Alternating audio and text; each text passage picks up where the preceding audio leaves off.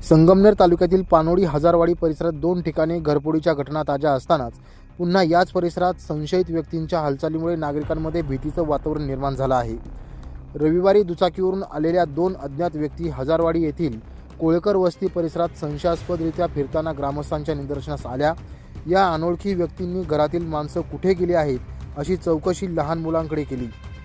तसेच मोबाईलद्वारे घरांचे फोटो आणि चित्रीकरण केल्याचंही ग्रामस्थांच्या लक्षात आलं। ग्रामस्थांनी त्यांना जाब विचारतात या संशयितांनी घटनास्थळावरून पोबारा केला। या घटनेनंतर दुसऱ्या दिवशी मध्यरात्री 12 वाजेच्या सुमारास पुन्हा एक संशयास्पद प्रकार घडला। उमेश कोळेकर यांच्या घरामागील बाजूस चारचाकी वाहनातून काही व्यक्ती आल्याचं आढळून आलं। या व्यक्तींनी बॅटरीच्या प्रकाशात घराची पाहणी करत देवाच्या ओट्यावर बसून हेरगिरी सुरू केल्याचं दिसून आलं। सदर घटना ही एका सीसीटीव्ही कॅमेऱ्यात कैद झाली आहे।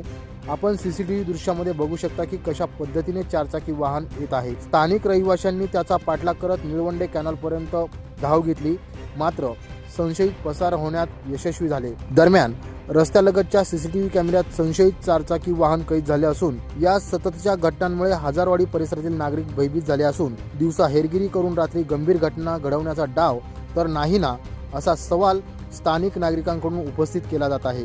या प्रकरणी उमेश कोळेकर यांनी अज्ञात इसमांविरोधात आश्वी पोलीस ठाण्यात तक्रार दाखल केली असून घटनेचा पुढील तपास आश्वी पोलीस करत आहे। मात्र या ठिकाणी तातडीने सीसीटीव्ही कॅमेरे कार्यान्वित करावे तसेच पोलिसांनी रात्रीची गस्त वाढवावी अशी मागणी देखील स्थानिक रहिवाशांनी केली आहे। नवतेज महाराष्ट्रासाठी प्रतिनिधी अमोल वाघमोडे, संगमनेर।